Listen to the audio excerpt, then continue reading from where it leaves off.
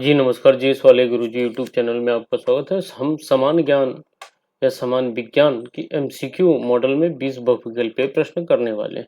ये क्वेश्चन आपको UP PCS और रेलवे जैसे एग्जाम में पूछे जाएंगे और उसमें भी महत्वपूर्ण होंगे जिनमें क्वेश्चंस आते हैं। तो चलिए, पानी का रासायनिक प्रतीक क्या है?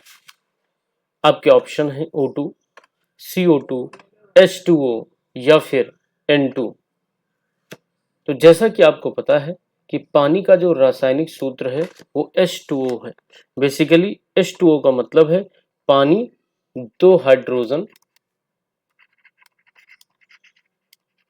दो हाइड्रोजन तथा एक ऑक्सीजन, वन ऑक्सीजन से मिलकर बना है। यही है H2O का अर्थ। चलिए अगले क्वेश्चन पर आते हैं। कौन सा ग्रह लाल ग्रह के नाम से जाना जाता है? आपके ऑप्शन है शुक्र, मंगल, बृहस्पति, शनि। तो इसका जो सही आंसर है वो है मंगल यानी मार्स। इसको हम लाल ग्रह के रूप में जानते हैं। बेसिकली मंगल ग्रह की सतह पर आयरन ऑक्साइड होने के कारण ये बहुत ही ज्यादा लाल होता है। पौधे वातावरण से कौन सी गैस अवशोषित करते हैं? आपके ऑप्शन है ऑक्सीजन, नाइट्रोजन, कार्बन डाइऑक्साइड या फिर हाइड्रोजन। तो बेसिकली जो पौधे होते हैं वो वातावरण से कार्बन डाइऑक्साइड अवशोषित करते हैं। ऐसा क्यों है? क्योंकि पौधे प्रकाश संश्लेषण फोटोसिंथेसिस प्रक्रिया करते हैं और उसमें कार्बन डाइऑक्साइड का उपयोग किया जाता है। जैसा कि आप जानते हैं ये पौधे होते हैं, ये उनकी रूट होती है और यहाँ से पत्तियां होती हैं। पत्तियों में स्टोमेटा होता है और ये स्टोमेटा इधर से CO2 इन करता है और सनलाइट लेता है और उसके बदले में हमको ऑक्सीजन आउट करके दे देता है। वयस्क मानव शरीर में कितनी हड्डियां पाई जाती हैं? 200, 206, 212 या फिर 220। तो आपको पता है वयस्क का मतलब हुआ एडल्ट। बेसिकली एडल्ट्स में जो हड्डियों की संख्या होती है, बोन्स की संख्या होती है 206 होती है। हालांकि जन्म के समय अगर हम बात करें तो शरीर में लगभग 300 या मोर देन 300 बोन्स होती हैं, लेकिन ये आपस में जुड़ जाती हैं और आपस में जुड़कर ये एडल्ट होने तक 206 ही बचती हैं। अगला क्वेश्चन है, पृथ्वी पर सबसे कठोर प्राकृतिक पदार्थ कौन सा है? यानी हम कह सकते हैं सबसे हार्डेस्ट नेचुरल एलिमेंट कौन सा है? तो आपको पता है सोना नहीं है, लोहा भी नहीं है, क्वार्टज भी नहीं।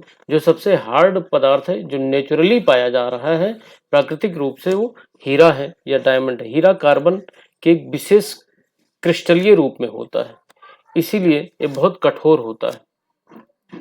हमारी सांस में मुख्य रूप से कौन सी गैस होती है? ऑक्सीजन, कार्बन डाइऑक्साइड, नाइट्रोजन या फिर हाइड्रोजन। तो आपको पता है कि हमारी सांस में मुख्य रूप से नाइट्रोजन गैस होती है। बेसिकली अगर हम बात करें नाइट्रोजन की तो वायुमंडल में या एटमॉस्फेयर में नाइट्रोजन जो है वो 78% है वो, और वहीं पर ऑक्सीजन का जो परसेंट है, ऑक्सीजन है 21%, कार्बन डाइऑक्साइड या CO2 है 0.03%। ये सारी गैसेस हमारे एटमॉस्फेयर में पाई जाती हैं और इतने परसेंटेज में पाई जाती हैं। कोशिका के किस भाग में आनुवंशिक सामग्री यानी DNA पाई जाती है? बेसिकली ये कह रहा है कि सेल के किस पार्ट में। आपको पता है कि कोशिकाएं दो तरीके हैं, प्रोकैरियोट्स, यूकैरियोट्स। बेसिकली यूकैरियोटिक में न्यूक्लियस होता है और प्रोकैरियोटिक में न्यूक्लियस एब्सेंट होता है। तो ये कह रहा है कि कोशिका के किस भाग में DNA होता है। आपके ऑप्शन है साइटोप्लाज्म, न्यूक्लियस, माइटोकॉन्ड्रिया या राइबोसोम। तो इसका जो सही आंसर है वो है ऑप्शन बी, न्यूक्लियस। बेसिकली ये होती है सेल और सेल में न्यूक्लियस या केंद्रक पाया जाता है जिसकी खोज रॉबर्ट ब्राउन ने किया था और इसी में क्रोमोसोम होता है। क्या होता है? क्रोमोसोम। न्यूक्लियस के अंदर क्रोमोसोम होता है और क्रोमोसोम पर ही बहुत सारे जो DNA होते हैं वो बाइंड होते हैं और ये आपस में जुड़े होते हैं हिस्टोन प्रोटीन की मदद से। चलिए अगले क्वेश्चन पर हम आते हैं। सूर्य के प्रकाश के संपर्क में आने पर त्वचा में कौन सा विटामिन बनता है? Vitamin A, vitamin B, vitamin C या फिर विटामिन डी। तो बेसिकली अगर आपकी स्किन सनलाइट के टच में आती है तो विटामिन बनेगा, उसका नाम है ऑप्शन डी, यानी विटामिन डी फॉर्म होता है, इसीलिए इसको धूप का विटामिन भी बोला जाता है। बेसिकली सूर्य के प्रकाश में जो यूवी रेज निकलती हैं उनमें से विटामिन डी उत्पादन में हमको मदद मिलती है। अगर हम अगले क्वेश्चन की बात करें तो वह हमें पृथ्वी की सतह पर बनाए रखने वाला बल कौन सा है जो हमें पृथ्वी के सरफेस पे बनाए रख, जैसे मान लीजिए ये अर्थ है और ये कोई इंसान है या हम ही हैं खड़े हैं, ऐसा क्या फोर्स है जो हमें पृथ्वी के सरफेस में बनाए रखता है? चुंबकत्व है, घर्षण है, गुरुत्वाकर्षण है या फिर जड़त्व है? तो बेसिकली इसका जो सही आंसर होगा वो होगा गुरुत्वाकर्षण या ग्रेविटेशनल फोर्स। गुरुत्वाकर्षण बल ही है जो पृथ्वी की सतह पर सभी चीजों को खींचता है, ना कि सिर्फ हम ही को। मानव शरीर में रक्त को पंप करने वाला कौन सा अंग है? तो आपके ऑप्शन है मस्तिष्क, गुर्दा, यकृत, हृदय। मस्तिष्क यानी ब्रेन आपका जो ब्लड को पंप करता है, या फिर गुर्दा करता है, या यकृत का मतलब हुआ लीवर कि लीवर करता है, और हृदय यानी हार्ट तो आप जान ही रहे हैं तो क्या करता है। तो बेसिकली जो इसका सही आंसर होगा वो होगा हार्ट या फिर हृदय। हृदय ही है जो हमारे शरीर में ब्लड को पंप करता है। अगर बात करें प्रतिदिन ये लगभग कितना पंप कर देता है, तो मानक कहता है कि 7000 लीटर, 7000 लीटर रक्त पंप कर देता है। और ये कब होता है?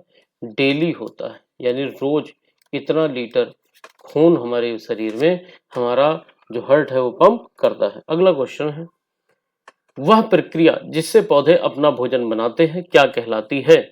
श्वसन, पाचन, प्रकाश संश्लेषण या फिर किण्वन। श्वसन यानी रेस्पिरेशन, पाचन यानी डाइजेशन, प्रकाश संश्लेषण यानी फोटोसिंथेसिस, किण्वन फर्मेंटेशन। क्या करता है? बेसिकली अभी आपको बताया था कि पेड़ पौधे जो भोजन बनाते हैं प्रकाश संश्लेषण प्रक्रिया या फिर फोटोसिंथेसिस की प्रक्रिया से बनाते हैं। इस प्रक्रिया में पौधे सूर्य की मदद से कार्बन डाइऑक्साइड और पानी से ग्लूकोज बनाते हैं। अगला क्वेश्चन है, कौन सी धातु सामान्य तापमान पर द्रव अवस्था में होती है? लोहा, पारा, तांबा, एल्युमिनियम। तो आपका जो सही आंसर है वो है पारा। पारा एकमात्र धातु है जो कमरे के तापमान पर भी तरल अवस्था में बनी रहेगी। अगला क्वेश्चन है, मकड़ी के कितने पैर होते हैं? मकड़ी के पैर होते हैं 6, 8, 10 या फिर 12। तो जो मकड़ी होती है इसके जो पैर होते हैं भैया वो होते हैं टोटल 8 पैर होते हैं। अगर हम बात करें सभी मकड़ियों में तो सभी मकड़ियों में लगभग 8 ही पैर होते हैं। और जो मकड़ियां होती हैं एरेक्निड वर्ग से संबंधित होती हैं। पानी का क्वथनांक या बॉइलिंग पॉइंट कितने डिग्री सेल्सियस होता है? तो पानी का जो क्वथनांक है या बॉइलिंग पॉइंट है वो 100 डिग्री सेल्सियस होता है। हमारे सौरमंडल का सबसे बड़ा ग्रह कौन सा है? पृथ्वी, मंगल, बृहस्पति, वरुण। तो हमारे सौरमंडल का जो सबसे बड़ा ग्रह है वह है बृहस्पति।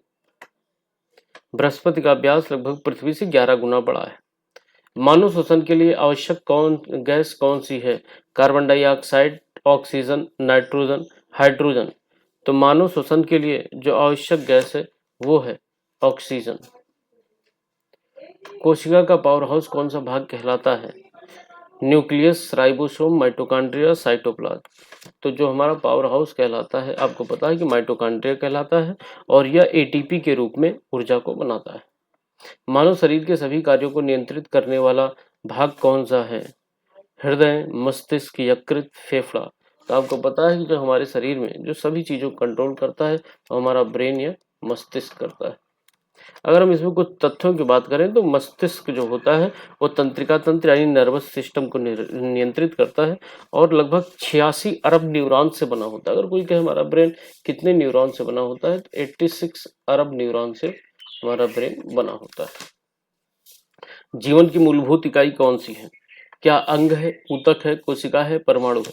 तो आपको पता है फंडामेंटल यूनिट ऑफ लाइफ जो है वो हमारी कोशिका या फिर सेल होती है। इसकी खोज रॉबर्ट हुक ने किया था। और लिविंग सेल की खोज ल्यूवेनहॉक ने किया था। पृथ्वी के सबसे निकटतम तारा कौन सा है? क्या प्रोक्सिमा सेंटारी है, सीरियस है, अल्फा सेंटारी है या फिर सूर्य है?